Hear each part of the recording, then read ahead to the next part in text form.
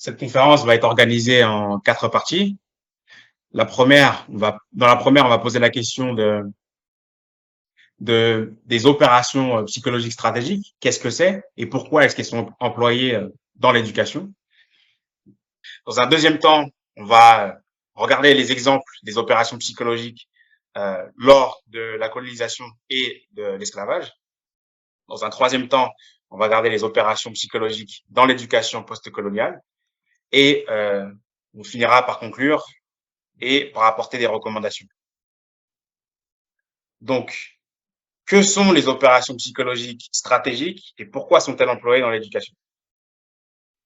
Alors, comme lors de ma dernière conférence sur les opérations psychologiques états-uniennes et leur évolution de 1950 à nos jours, il est important de commencer par comprendre ce que sont les comportements d'après la conception des États membres de l'OTAN.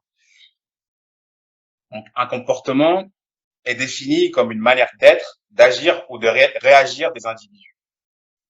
Et donc, on a des conditions qui vont être les causes des comportements et qui vont pousser un individu, si vous voulez, à adopter un comportement. Ensuite, on va avoir des conséquences des comportements qui peuvent être positives ou négatives. Donc, dans les conditions, on a des conditions internes et des conditions externes aux individus. Dans les conditions internes, on a les attitudes, donc les prédispositions des individus à répondre d'une certaine manière à un objet, à une personne ou à une situation donnée. On a les valeurs morales, les conceptions du bien et du mal, qui sont inculquées notamment au travers des croyances ou d'une éducation quelle qu'elle soit. Et ensuite, on a les croyances, justement, qui sont les convictions de ce qui est vrai ou faux, basées sur les expériences personnelles, les perceptions, les opinions, des preuves matérielles, etc. Donc, comme je l'ai dit, les conditions vont pousser un individu à adopter un comportement dans le but d'atteindre des conséquences positives. Sauf que les comportements n'ont pas toujours les résultats escomptés. Et donc, on peut avoir des conséquences qui vont être négatives. Si vous voulez, les conséquences positives vont augmenter les probabilités que un comportement soit réadopté, et les conséquences négatives vont augmenter les probabilités qu'un comportement bis soit adopté. Et donc, de là, qu'est-ce qu'une opération psychologique? Les opérations psychologiques consistent à modifier les conditions et les conséquences, donc les conditions, les causes des comportements et les conséquences, les effets des comportements, de groupes d'individus pour manipuler leur état psychologique et les inciter à adopter des comportements favorables aux objectifs opérationnels, tactiques ou stratégiques d'un État. Et donc de là, on a 3 types d'opérations psychologiques. On a celle tactique, celle opérationnelle et celle stratégique. Celles tactiques ont des objectifs de court terme contre des forces ennemies et en soutien des opérations qui sont conduites sur le terrain par des unités tactiques. Donc, par exemple, au moment où l'administration Obama a mis en place une opération spéciale pour capturer et assassiner euh, Oussama Ben Laden, on a eu une campagne médiatique autour de l'événement. Et cette campagne médiatique peut être classifiée comme une opération psychologique tactique. Ensuite, on a les opérations psychologiques opérationnelles.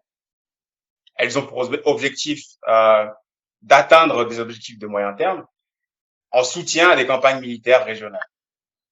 Ensuite, on a les opérations psychologiques stratégiques, qui est l'objet de cette conférence. Et leurs objectifs sont larges et de long terme. On vise à créer un environnement international qui va être favorable aux activités militaires, politiques, diplomatiques et économiques de l'État qui va recourir à ces opérations psychologiques.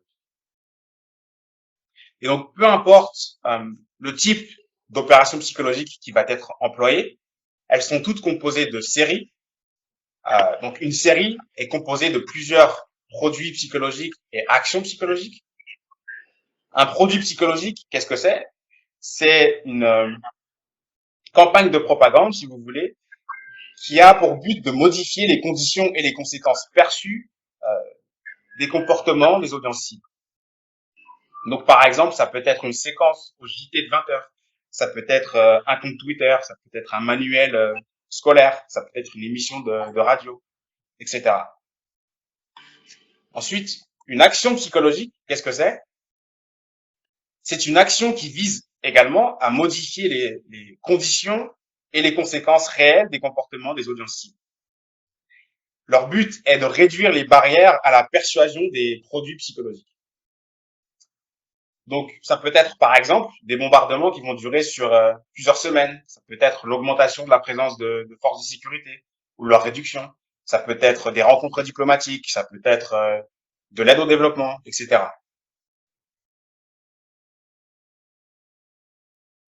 Et donc, les actions et les actions psychologiques et les produits psychologiques vont être disséminés dans un ordre précis afin de modifier un comportement. Donc, il faut savoir qu'il faut plusieurs actions psychologiques et produits psychologiques pour modifier un seul comportement. Donc, par exemple, si vous souhaitez que l'audience cible participe aux élections présidentielles qui arrivent, euh, c'est un seul comportement, par exemple. Et donc, il faudra disséminer tout un tas de produits, donc plusieurs séries, pour modifier ce comportement-là.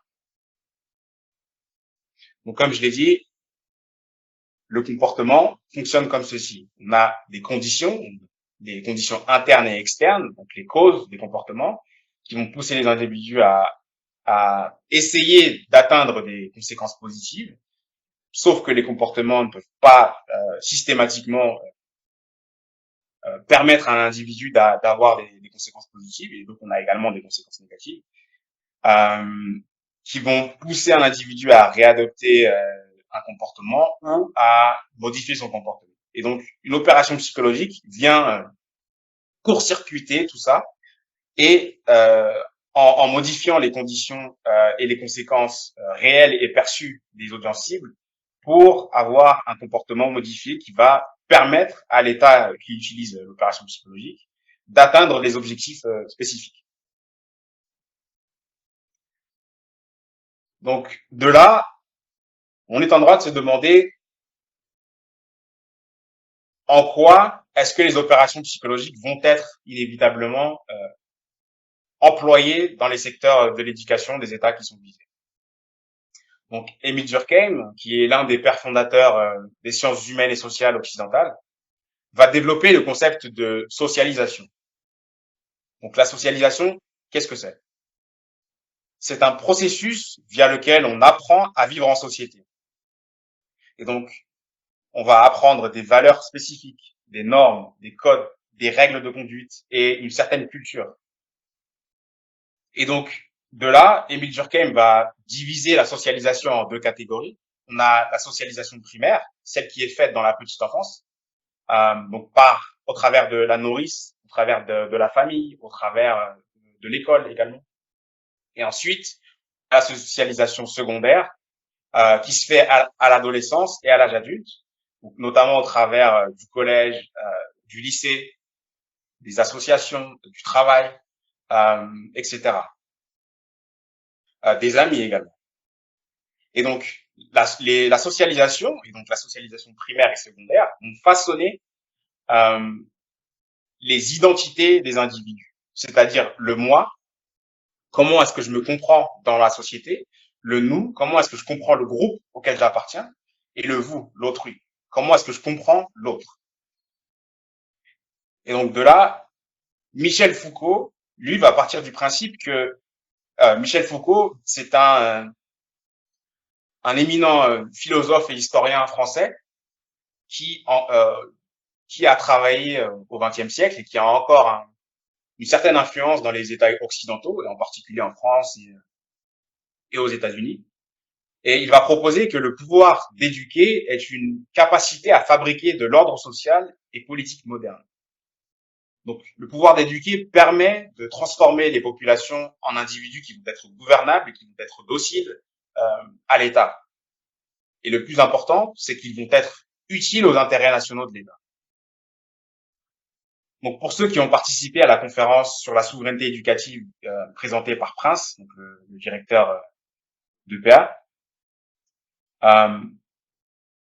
dans cette conférence, Prince avait évoqué le fait que la souveraineté éducative des États, euh, comment dire, il avait évoqué le fait que les États ont recours à l'éducation afin de galvaniser et de créer une identité nationale. Et donc, les États créent au travers de l'éducation un récit historique et national qui va être romantisé, une culture commune, des valeurs communes, et vont utiliser également la langue nationale et plusieurs symboles qui sont associés à la culture pour justement créer une espèce de fierté nationale. Donc notamment à travers des hymnes nationales, des drapeaux, de la littérature, des systèmes politiques, etc. Et donc partant de ces raisonnements, qui sont largement acceptés en Occident, en théorie, recourir aux opérations psychologiques dans les systèmes éducatifs étrangers permettrait de manufacturer des individus étrangers qui vont être utiles aux intérêts nationaux. Et donc permettrait d'assurer des résultats stratégiques qui seraient conséquents. Passons maintenant au chapitre 2, donc les opérations psychologiques lors de la colonisation et du commerce transatlantique. Il est important de comprendre que aujourd'hui, on a un seul moyen qui va nous permettre, si vous voulez, de prouver l'existence des opérations psychologiques dans les systèmes éducatifs en Afrique et au-delà d'ailleurs.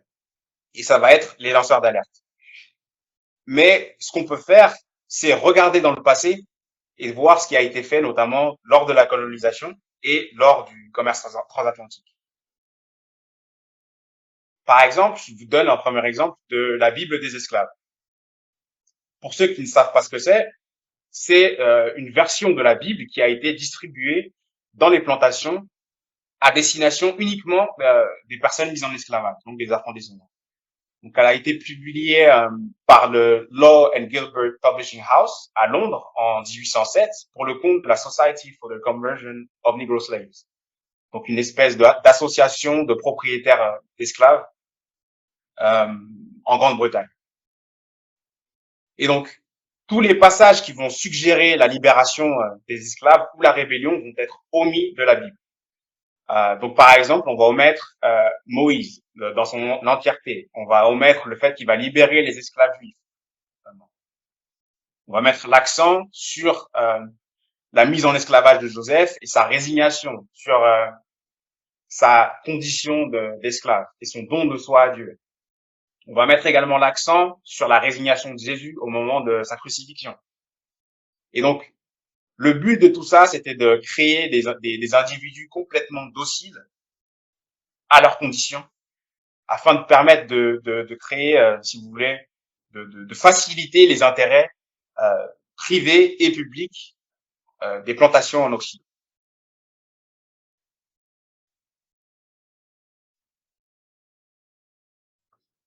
Un second exemple, c'est celui de l'éducation coloniale française. Donc, sous la Troisième République, les manuels scolaires des écoles primaires inculquaient aux enfants des colonies, entre autres, la théorie de la hiérarchisation des races, selon laquelle l'homme blanc était supérieur, et puisqu'il était supérieur, il était de son devoir moral de civiliser les races inférieures, ce qu'on appelle notamment le fardeau de l'homme blanc. On va notamment, au travers des manuels scolaires, aliéner l'identité des populations locales. On va enseigner aux enfants sénégalais et congolais que leurs ancêtres étaient des Gaulois. Et on va essayer de créer une espèce de patriotisme des indigènes envers la métropole. On va également inculquer les bienfaits de la colonisation, donc les bienfaits civilisationnels et matériels, et le caractère bienveillant du colonisateur. Je vais vous lire un extrait d'un annale de géographie de troisième qui a été rédigé par Marcel Dubois, donc un professeur d'université français à l'époque. Nos procédés généralement doux et humains de colonisation, la tendance de notre caractère national et de nos institutions à donner graduellement les mêmes droits qu'à nous-mêmes aux hommes d'autres races dans la grande communauté française, nous vaudra sans doute à l'avenir une assimilation rapide des colonies à la métropole et écarteront de nous bien des dangers de révolte et de séparation. Vous voyez bien que on enseignait ça à des enfants de primaire. Donc, une propagande qui paraît inqualifiable aujourd'hui, mais c'était dans les programmes scolaires à l'époque. Et ça, on peut le qualifier de produit psychologique, justement. Euh, donc, on a toute une littérature qui va nous expliquer donc les effets, si vous voulez, de nocifs de l'éducation coloniale sur les pensées des personnes colonisées, les modes de pensée et les états psychologiques des personnes colonisées.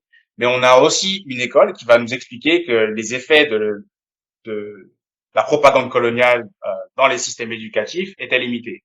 C'est le cas de Claude Ageron, qui va publier en 1978 un article qui va proposer que les effets de, de l'éducation en matière de campagne de propagande sur l'histoire coloniale française euh, avaient des effets limités, des effets du moins psychologiques limités sur les gens. Pourquoi?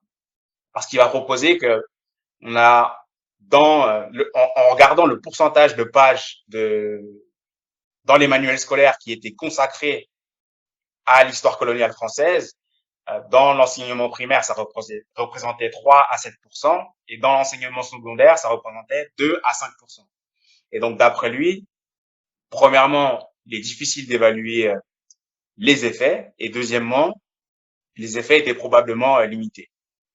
Donc, il est vrai, si on prend cet argument, il est vrai que l'histoire coloniale a été faiblement enseignée dans les colonies, mais selon moi, Monsieur Ageron s'est complètement trompé de conclusion. Pourquoi? Parce que justement, l'histoire coloniale n'a pas été enseignée euh, dans les colonies. Et l'apprentissage de l'histoire, pardon, était exclusivement centré sur l'histoire de France. Et donc, une histoire qui a été particulièrement romantisée, puisqu'on a complètement occulté le rôle de la colonisation dans le développement, notamment économique et politique de la France. Et on va également inculquer aux enfants que leurs ancêtres étaient des Gaulois. On va également omettre totalement l'histoire des résistances coloniales et l'histoire précoloniale des territoires qui sont colonisés. Et l'éducation, comme je l'ai expliqué précédemment, étant fondamentale dans la création de l'identité des individus, la désinformation va aliéner les jeunesses colonisées, va favoriser un oubli collectif des histoires précoloniales et des mouvements de résistance, et inciter une espèce de rejet de l'histoire, de la culture et des sciences africaines. Et donc, le but, selon moi, de l'éducation coloniale était de faciliter l'extraction des ressources naturelles et d'éviter toute rébellion. Passons maintenant au chapitre 3, les opérations psychologiques dans l'éducation post-coloniale à partir de 1960. Donc, comme vous le savez, de 1960 aux années 90, les systèmes scolaires étaient encore largement dominés par les anciennes puissances coloniales. Et c'est une conséquence directe de la colonisation. Pourquoi? Parce que lorsque le colonisateur quitte les territoires, il embarque tout le matériel et toutes les compétences techniques avec lui. Ce qui fait qu'on aura de graves carences immédiatement après la décolonisation, notamment en matière de système scolaire, d'imprimantes, d'imprimerie, des manuels scolaires, etc. Et en 1990, la Banque mondiale, qui souhaitait rendre l'éducation plus inclusive pour toutes les couches sociales marginalisées dans les États en voie de développement, euh, va mettre en place un système de financement au travers de projets d'aide au développement, de l'achat des manuels scolaires par les États. Cependant, ces projets d'aide au développement étaient conditionnés à des réformes de libéralisation des marchés publics d'acquisition de manuels scolaires. Et donc, pour se conformer à ces exigences de la Banque mondiale, les organisations régionales vont adopter des directives et c'est le cas notamment de l'Union économique monétaire ouest-africaine. Donc, le Conseil des ministres de l'UEMOA va adopter en 2005 la directive 04/2005 CM UEMOA. Donc, cette directive a pour but de réguler les procédures de passation, d'exécution et de règlement des marchés publics et et des délégations de services publics. Et donc, ce document juridique lie légalement les États membres de l'UEMOA qui avaient l'obligation de se conformer aux dispositions de cette directive sous 2 ans. Autant vous dire que cette directive est une catastrophe pour la souveraineté éducative des États membres de l'UEMOA. J'ai listé tous les articles qui, selon moi, sont particulièrement problématiques et je vais vous expliquer pourquoi, justement, cette directive est une catastrophe.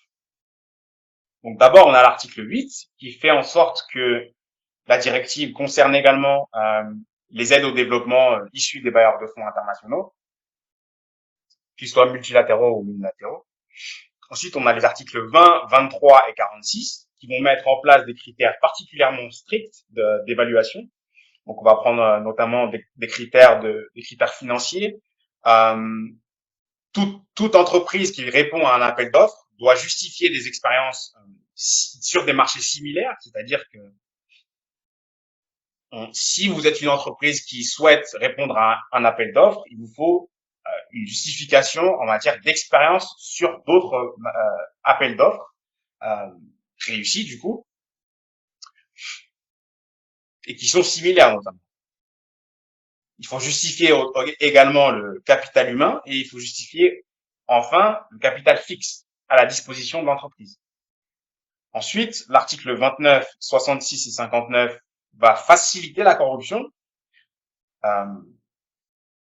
Pourquoi? Parce que les décisions qui vont être prises par les commissions d'évaluation et tout le processus qui pousse qui permet aux commissions d'évaluation de choisir l'entreprise qui sera élue est strictement confidentiel.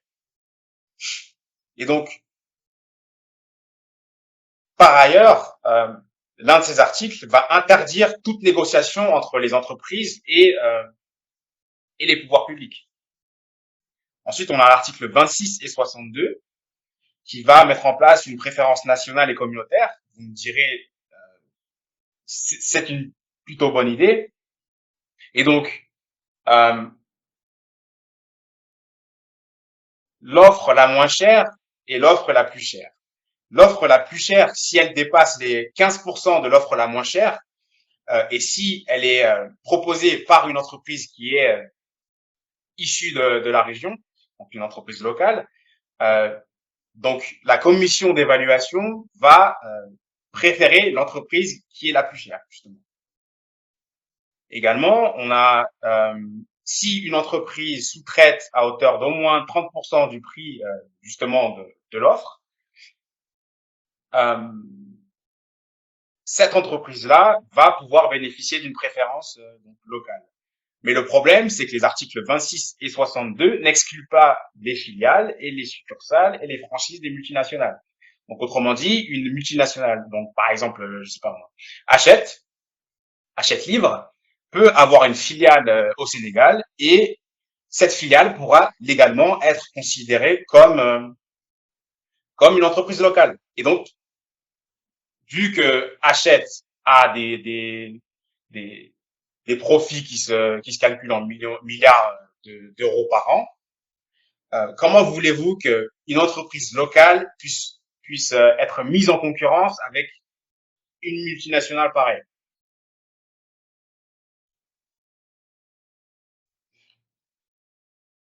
Et donc, autrement dit, cette directive 04/2005 CM-UMOA a des effets qui sont particulièrement néfastes pour la souveraineté éducative des États de la région.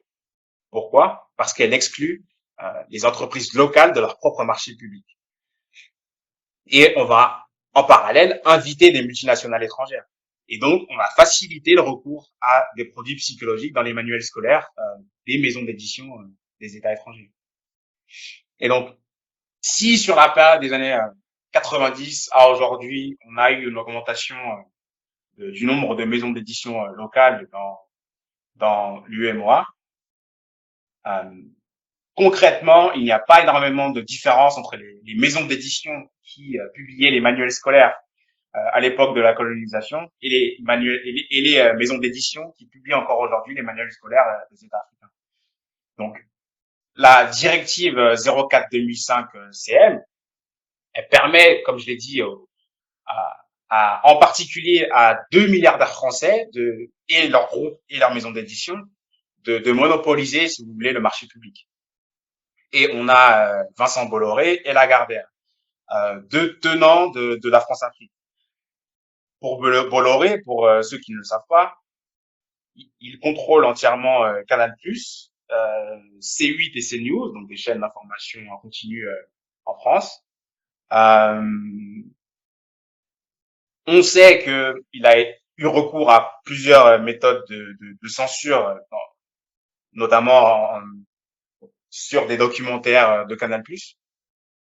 On sait également que les chaînes d'information continue, dont CNews, propagent des idées d'extrême droite en France. Et également, on a eu un scandale en 2018 et une mise en examen en France pour corruption d'agents publics étrangers. Donc, ce scandale, pour vous donner un petit peu de contexte, il est en lien avec le groupe Havas. Donc, le groupe Havas, c'est une filiale du groupe Bolloré qui est spécialisé dans la communication. Et donc, Bolloré a utilisé ce groupe pour effectuer les campagnes publicitaires et les campagnes présidentielles de plusieurs États africains, et en échange, on lui donnait les concessions portuaires de ces États. Le résultat de cela, c'est que aujourd'hui, Bolloré possède quasiment toute la côte ouest africaine, si ce n'est pas tous les ports africains. On a eu une information selon laquelle il souhaiterait vendre toutes ces concessions portuaires, mais le fait est qu'il a dominé la logistique africaine pendant des décennies. Ensuite, on a Lagardère, notamment au travers du groupe de la maison d'édition Hachette, de Edicef, Larousse et Armand Collin. Pour ceux qui ne le savent pas, Lagardère, c'est un ex-vendeur d'armes français qui détenait le groupe Matra et qui avait des parts de marché dans le EADS. C'est l'ex-Airbus, si vous voulez. Et Lagardère a des liens étroits qui sont documentés des liens étroits avec l'armée française, avec les services de renseignement, etc., dont la DGSE et dont les renseignements généraux, qui sont très probablement très impliqués dans les opérations psychologiques de l'armée française, notamment. Et le dernier point, c'est que Lagardère possède Armand Collin. Armand Collin, c'est quoi? C'est une maison d'édition qui publiait des manuels scolaires de géographie qui étaient enseignés dans les colonies lors de la Troisième République. Donc, au regard de tous ces faits-là, à mon sens, c'est une folie de laisser notre éducation, l'éducation des enfants africains à ces groupes-là. C'est une hérésie. Et donc, on a d'autres groupes et d'autres maisons d'édition qui vont bénéficier également de la directive 04/2005 CM. On a notamment Albin Michel, on a Humaine 6 et les éditions Belin qui sont détenues par le groupe d'assurance Score SE. On a les éditions Atier, etc. Donc, par exemple, en 2018, au Sénégal, l'appel d'offres pour l'acquisition de manuels scolaires allant du CP à la terminale a été remporté par 5 éditeurs. 2 seulement étaient sénégalais. Imaginez ça en France. C'est impensable. Et donc, l'un des résultats de cela, à mon sens, il a été le mieux décrit par Antoinette Fall-Correa, qui est la directrice des éditions PLD au Sénégal, qui va expliquer dans une interview que seul le marché du manuel scolaire marche réellement au Sénégal. ce marché-là, en particulier, c'est celui qui est le plus rentable dans ce pays-là. Et donc, euh, le, le fait que les marchés publics soient complètement verrouillés en ce qui concerne les entreprises locales, c'est un manque à gagner qui est particulièrement important. Et donc, c'est une autre conséquence, au-delà des conséquences des opérations psychologiques, c'est une conséquence qui est économique également. Et une autre conséquence que j'ai notée, c'est que, du moins c'est une conséquence plutôt pas uniquement de la directive que j'ai mentionnée, mais c'est une conséquence plus générale de la politique de la Banque mondiale, c'est que sur tout le continent africain, on a 177 maisons d'édition. Je ne sais pas si vous vous rendez compte. Par exemple, en France, pour une seule catégorie littéraire, hein, on a plus d'une centaine de maisons d'édition. Donc, à l'échelle du continent entier, 54 pays, on n'a que 177 maisons d'édition. J'espère que ça vous a choqué. Euh, donc, en ce qui concerne la CEDEAO, on a 58 maisons d'édition sur toute la région et on a uniquement 13 de ces maisons d'édition qui vont produire des manuels scolaires. 75% des 58 maisons d'édition sont concentrées dans 5 États uniquement. On a 27% au Nigeria, on a presque 14% en Côte d'Ivoire, pareil au Ghana, 10% au Bénin et 10% au Sénégal. C'est extrêmement peu. Ensuite, une fois qu'on a parlé des opérations psychologiques qui sont menées dans les secteurs éducatifs, euh, il faut nécessairement parler des effets de ces opérations psychologiques. Et donc, un moyen de le faire, c'était d'analyser s'il y avait une corrélation entre le lieu d'étude d'un chef d'État et les relations diplomatiques qui vont être entretenues avec l'État responsable de son éducation. Donc, voici un tableau qui explicite un petit peu tout ça. Donc ici, attendez que j'ouvre. Voilà. Donc ici, on a les États dans cette colonne-là. On a les présidents actuels. J'ai posé la question, est-ce que les relations bilatérales sont cordiales? Et je réponds à la question oui ou non. Je réponds à cette question en me basant sur le nombre de visites officielles entre la France et le président actuel. Je me base également sur l'existence de partenariats de défense, notamment, mais je l'ai pas fait apparaître dans le tableau. Je pose la question, est-ce que le président a été éduqué en France ou lors de l'ère coloniale? Je réponds à la question par oui ou non. Et ensuite, afin d'avoir un contrôle, donc un contrôle, c'est, si vous voulez, c'est la prise en compte de facteurs qui peuvent également expliquer le fait des, que les relations bilatérales soient bonnes. Et donc, j'ai utilisé celui-ci, c'est est-ce que le président actuel a été employé par la France, donc du moins par les pouvoirs publics français, avant d'être au pouvoir. Les données suggèrent fortement une corrélation entre le lieu d'étude, le contrôle de l'éducation par la France, et les relations bilatérales. Donc, on a 11 présidents sur 14, ça fait 78,6%, qui ont de très bonnes relations bilatérales avec la France. 9 sur 11, 81,8%, ont effectué leurs études en France.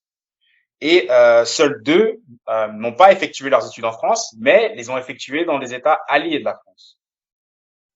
Donc, on a Ouattara, donc le président de la Côte d'Ivoire, qui a fait ses études aux États-Unis, et on a Mohamed Bazoum, le président du Niger, qui a fait ses études au Sénégal, à l'université Cheikh Anta Diop notamment.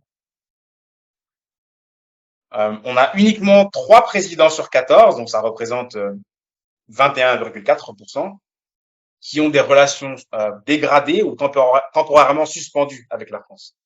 Il s'agit de Faustin Archange Touadéra, le président de la République centrafricaine, le président de la transition malienne Assimi Goïta et le président de la transition burkinabé Ibrahim Traoré. Chacun de ces présidents ont effectué leurs études dans un État allié de la France. Et pour Faustin Archange Touadéra, il a effectué ses études en France.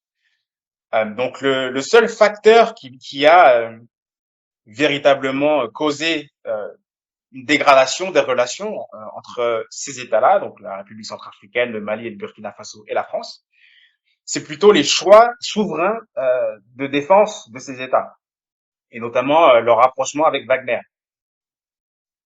En ce qui concerne la République centrafricaine, il faut rappeler que la dégradation des relations entre cet État-là et la France, elle a été initiée par la France. Pourquoi? Parce que la France avait mis en place l'opération Sangaris, qui était une opération de stabilisation de la région, parce qu'il y a énormément de groupes terroristes et de groupes armés en République centrafricaine qui causent énormément de dégâts, un peu à la manière du Mali. Sauf que du jour au lendemain, la France a décidé de retirer, de mettre fin à l'opération Sangaris. Ce qui fait que le président Faustin Archange Touadéra, qui manque cruellement de moyens militaires à sa disposition, a fini par se tourner vers un, un partenaire de défense qui se trouve être Wagner, donc le groupe de la société de sécurité privée russe. Et Excuse-moi, donc, Karim. en ce qui concerne le Mali, Karim, excuse-moi, oui. Karim, un instant. J'ai l'impression que tes slides, depuis que tu as commencé, ça bouge pas. Est-ce que c'est normal? Juste pour savoir. Peut-être que c'est mon écran Ah qui a non, ça bugué. bouge. Ah non, non, non, ça Ah, bouge, hein. d'accord. Est-ce que ça bouge pour tout le monde? Non, Ça chez bouge? moi aussi, Ah ça non, ça bouge. bougeait pas. C'était C'est figé. maintenant que ça bouge. Ah, depuis tout à l'heure, je me dis, mais en fait, est-ce que c'est un bug chez moi ou, d'accord, ok. En fait, ça bougeait Ok. pas pour tout le monde, apparemment. Donc, bon, c'est pas grave. Je pense que, bon, moi, à l'écoute, ça Écoutez, allait. je vais vous envoyer une copie. Attendez. Tu peux l'envoyer Vous sur allez me dire. sur le chat directement, ouais. Oh, ouais, j'envoie dans le groupe. Une seconde. C'est vrai que j'y ai pas du tout pensé. Où est-ce qu'il est? Ok, il y a pas de problème. Mais je pense que tout le monde était attentif, l'air de rien. On était beaucoup plus attentifs.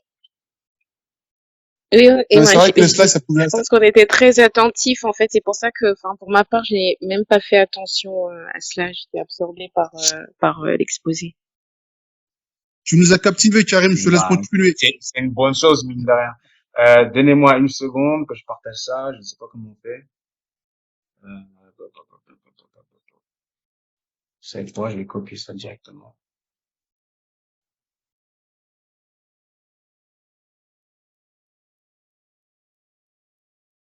Ah, il veut pas. C'est pas grave, continue comme ça, on va l'envoyer plus tard. Continue comme ça, c'est pas grave. Donc, ouais, je vous l'enverrai plus tard. Vous feuilleterez la présentation. Mais c'est dommage parce que j'ai un graphe justement que je voulais vous présenter juste là, qui montre le nombre de morts, euh, le nombre de morts et le nombre d'attentats qui ont eu lieu au Mali des années 90 à 2019. Donc, des années 90 à 2012, c'est quasiment le néant. Et ensuite, en 10 ans de Serval, de Barkhane, de la MINUSMA et du G5 Sahel, donc de 2014 à aujourd'hui, on va avoir une augmentation fulgurante du nombre d'attaques terroristes. Et donc, on va avoir une augmentation de 136% sur la période 2013-2019. Si on prend en compte la période 2011 à 2019, c'est une augmentation qui est de 3325%. Je ne sais pas si vous vous rendez compte, c'est énorme. Et ensuite, au Mali, en 2013, on va passer à 65 personnes qui vont être tuées lors d'attentats terroristes. Et en 2019, on passe à 759, juste sur l'année 2019. C'est une augmentation de plus de 1000%. Ensuite, au Burkina Faso, on passe de 51 morts en 2016 et à 602 morts en 2019. Pareil, une augmentation de plus de 1000%. Et tout ça avec une multitude d'acteurs de défense sur le terrain, donc notamment Serval, Barkhane, la MINUSMA, le G5 Sahel. Et donc, on peut comprendre pourquoi est-ce que ces États-là ont pris la décision de changer de partenaire de défense, parce que concrètement, ils ont été complètement inefficaces. on voit carrément une corrélation entre leur présence et une augmentation du nombre de morts. Donc, on est en droit de se poser des questions. Ce qui a fait que ces États-là ont pris la décision de changer de partenaire, ce qui est parfaitement compréhensible. Après, on peut discuter de la nature de Wagner, de son autoritarisme et de ses plusieurs crimes de guerre qui ont été notamment documentés dans plusieurs médias. Mais le fait est que les partenaires de défense de l'époque étaient particulièrement inefficaces. Et donc, on a poussé, si vous voulez, les autorités maliennes, burkinabées et des républiques centrafricaines dans les bras de la Russie. Et donc, comme je l'ai dit, les données suggèrent fortement qu'il y a une corrélation entre le lieu de l'éducation des présidents en fonction et les relations bilatérales qu'ils vont entretenir avec la France. Donc, autrement dit, les opérations psychologiques françaises sont particulièrement efficaces, du moins celles qui sont mises en place dans le secteur éducatif africain. Donc, en conclusion, la socialisation est un processus qui dure tout au long de la vie d'un individu. Donc, il faut prendre en compte les opérations psychologiques dans leur ensemble, celles stratégiques, celles opérationnelles et celles tactiques, qui sont employées dans toutes les étapes des processus de socialisation des individus. Donc, que ce soit dans les secteurs éducatifs, que ce soit dans les réseaux sociaux, dans les associations, dans les études supérieures, dans le travail, dans les médias, etc. Et donc, dans cette conférence, on a vu l'exemple des manuels scolaires, Hachette, Editis, Armand Collin, etc. Et je vais vous en donner deux nouveaux, qui sont donc disséminés par la France. Celui, par exemple, du réseau mondial des établissements scolaires français, et celui de Gauthier Pasquier, qui est un troll sur Twitter. Donc, le réseau mondial d'établissements français, qu'est-ce que c'est? Donc, en 1990, le ministère des Affaires étrangères français va créer l'Agence pour l'enseignement français à l'étranger, l'AFE.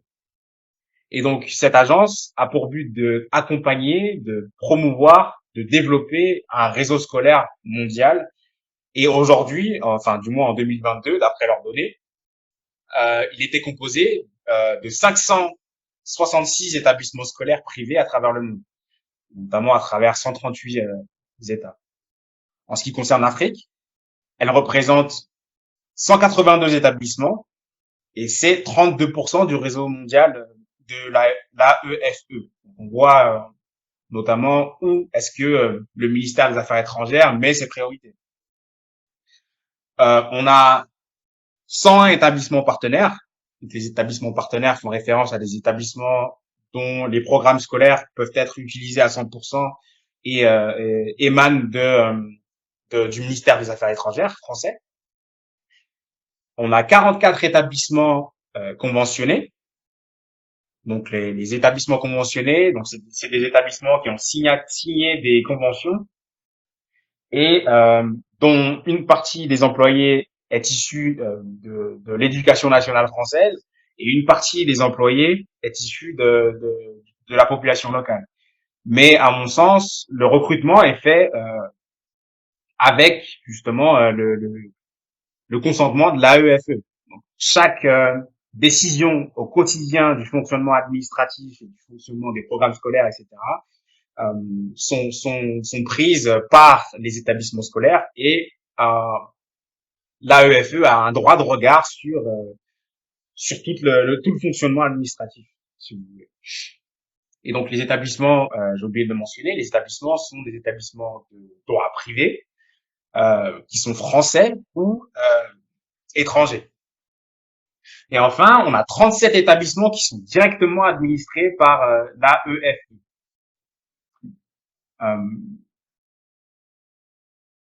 Et donc, en Afrique, le top 10 des États africains en termes de nombre d'établissements AEFE, on a le Maroc avec 40 établissements, on a Madagascar, 23 établissements, la Tunisie, 22, le Sénégal, 17, la Côte d'Ivoire, 13, le Gabon, 11, le Cameroun, 5, les îles Maurice, 5, le Mali, 4, et le Nigeria 3. Comme je l'ai dit, ce sont des établissements qui sont privés. Et donc, les populations qui vont emmener leurs enfants dans ces établissements-là ont les moyens. Donc, autrement dit, on parle de la bourgeoisie locale. Et on va essayer justement de créer, de disséminer des opérations psychologiques euh, auprès des futures élites de ces États. À mon avis, c'est le but de cela. Et donc, on est sûr à près de 99,9% que des opérations psychologiques sont disséminées au travers des établissements partenaires conventionnés et ceux administrés directement par la AEF. Le deuxième exemple, c'est Gauthier Pasquet. Il me semble qu'il est possible que vous ayez entendu parler de lui. Donc, un article du Monde est paru récemment et nous explique que il s'agit d'un troll. Donc, ce compte Twitter a plus de 24 000 abonnés et d'après l'enquête des journalistes du Monde, c'est un troll. Pourquoi? Parce que premièrement, déjà dans sa description, vous ne le voyez pas, mais euh, euh, il nous explique qu'il est journaliste indépendant chez RFM TV. Donc, pour ceux qui ne le savent pas, RFM TV, c'est une chaîne de radio et télévisée de musique. Il n'y a aucun contenu, il n'y a aucun contenu journalistique qui est proposé par les éditeurs de RFM TV. Le deuxième point, la journaliste a contacté justement les éditeurs de RFM TV et la direction. On lui a assuré que il n'y a aucun Gauthier Pasquet, pardon, dans la rédaction. Ensuite, le dernier élément, c'est que l'image, la photo de profil qui est utilisée sur ce compte Twitter est une fausse. Pourquoi? Parce que il s'agit justement d'un journaliste turc qui a à plusieurs reprises contacté l'administrateur du compte Twitter, Gauthier Pasquet, et qui lui a demandé de retirer son image en vain. Et le troisième point, qui n'est pas mentionné par la journaliste, c'est la date de création du compte Twitter. Le compte Twitter a été créé en août 2021 et il est localisé au Mali. Pour ceux qui ne savent pas, en août 2021, ça correspond à la date du premier coup d'État du Mali. Et donc, on a clairement une volonté, si vous voulez, j'ai oublié de préciser également, la journaliste nous explique que les informations qui vont être divulguées par cet individu qui se présente comme un lanceur d'alerte et journaliste indépendant, lit des faits qui sont supposés être classés confidentiels au sein de l'armée française et d'autres faits qui sont de la désinformation. Et donc tous ces éléments-là nous montrent que il s'agit bien évidemment d'un troll, mais pas uniquement d'un troll, un troll qui est administré par les unités d'opération psychologique de l'armée française. Très certainement. Donc de là, je vais apporter quelques recommandations. Mais avant ça, à mon sens, les opérations psychologiques stratégiques qui altèrent les processus de socialisation des populations africaines ont pour but de faciliter les activités politiques, économiques et militaires françaises en Afrique. Et c'est précisément ce que faisait l'éducation coloniale. Donc, selon moi, lutter contre les opérations psychologiques dans leur ensemble, c'est l'un des enjeux majeurs du XXIe siècle pour le continent. Et donc, au regard de ce que j'ai présenté plus haut, il va être essentiel, premièrement, de faire un audit des opérations psychologiques qui sont employées dans les établissements scolaires et universitaires. Il faudra également probablement mettre fin aux établissements scolaires qui sont directement dirigés par des États étrangers, ou du moins les limiter. Il faudra élaborer des méthodes pour assurer une souveraineté politique dans les instances régionales et à l'échelle nationale. Ça peut être fait notamment au travers de décrets anti-lobbyisme, de décrets prévoyant le refus systématique de programmes d'aide au développement qui sont conditionnés, au travers notamment de la sortie du franc CFA. À mon avis, c'est inévitable. Pourquoi? Parce que la France, notamment, dans la banque de la BCAO, de la BCC, celle des Comores, et dans la banque centrale de, euh, de, de, de l'Afrique centrale, la France a systématiquement des représentants dans ces instances décisionnaires qui ont des droits de veto. Donc, c'est une ingérence sans fin. Si vous voulez bloquer un pays, il vous suffit de passer par ces banques centrales, vous bloquez les financements qui sont octroyés par la Banque centrale aux États, et c'est précisément ce qui a été fait notamment en Côte d'Ivoire en 2011 pour déloger Laurent Gbagbo de son poste de président. Et donc, à mon sens, il va être essentiel à un moment donné de créer une devise euh, locale et panafricaine et une zone économique panafricaine, une espèce d'États-Unis d'Afrique avec une monnaie unique et des échanges commerciaux qui vont être facilités.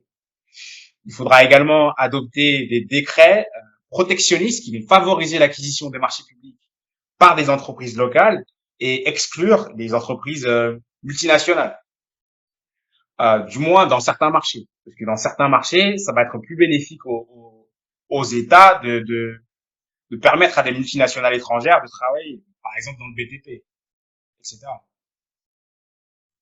Mais il faudra clairement, en ce qui concerne les marchés, par exemple des manuels scolaires, des marchés publics, il va falloir clairement exclure les entreprises multinationales étrangères, dont les filiales, les succursales, etc.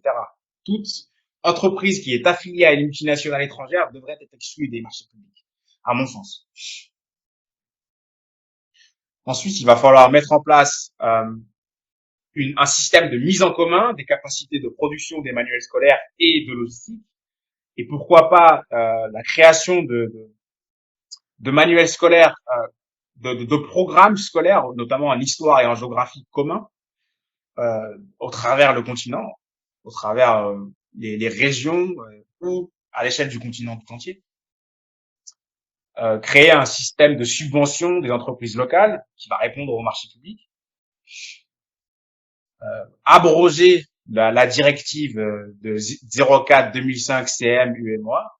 Et d'ailleurs, j'ai oublié de préciser, mais concernant la directive 04/2005 CM, il y a une anecdote qui est particulièrement outrageuse à mon sens, qui risque de vous intéresser. Si vous voulez, le président du Conseil des ministres qui va signer la directive en question, donc il s'agissait de Monsieur Célin, il me semble, l'ancien ministre de l'économie et des finances du Bénin, va être inculpé pour des faits de corruption extrêmement graves. Donc la police du Bénin va saisir plus de 100 kilos à son domicile et 200 millions de francs CFA en liquide. Et pourtant, la directive qu'il a signée en tant que président du Conseil des ministres de l'UMOA ne va pas être remise en question. On va pas se poser de questions sur est-ce qu'il y a eu éventuellement des conflits d'intérêts qui ont poussé le président du Conseil des ministres à adopter telle ou telle disposition. À mon sens, ça devrait être un scandale, mais c'est une bombe nucléaire, cette affaire.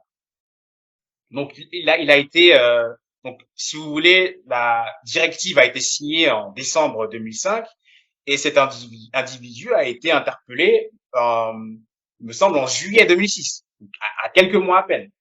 Donc, aux États-Unis, par exemple, dans n'importe quel état de droit, ça devrait fonctionner comme ça, à mon sens. Quand un juge ou un policier est condamné pour une affaire de corruption, systématiquement, toutes ces affaires vont être remises en question. Donc, toutes les personnes qu'il aura mis en prison vont être libérées de manière temporaire, le temps qu'on refasse une enquête et qu'on refasse un nouveau procès. Et dans certains cas, il n'y a pas de nouveau procès d'ailleurs. Donc, pour moi, toutes les directives et tous les documents juridiques qui ont été mis en place par cette personne-là devraient être abrogés ou révisés. Et là, en l'occurrence, la directive 04/2005 CM est un véritable scandale en matière de souveraineté éducative et en matière notamment de passation des marchés publics. J'espère que ça vous fera réagir. Je ne peux pas avoir de vos réactions, donc c'est particulièrement dommage, mais à mon sens, c'est un scandale. Ça devrait être une bombe nucléaire. Et enfin, la dernière recommandation que je voudrais donner, ce serait de réviser toutes les lois, comme je viens de le dire, auxquelles des individus qui sont visés par des enquêtes pour corruption ou conflit d'intérêts ont participé. Mais je peux donner toutes les recommandations du monde tant que nos présidents africains ont leurs intérêts propres au-dessus des intérêts supérieurs des nations et des intérêts panafricanistes. Pour moi, toutes ces recommandations sont vides de sens. Et ça va être tout pour moi.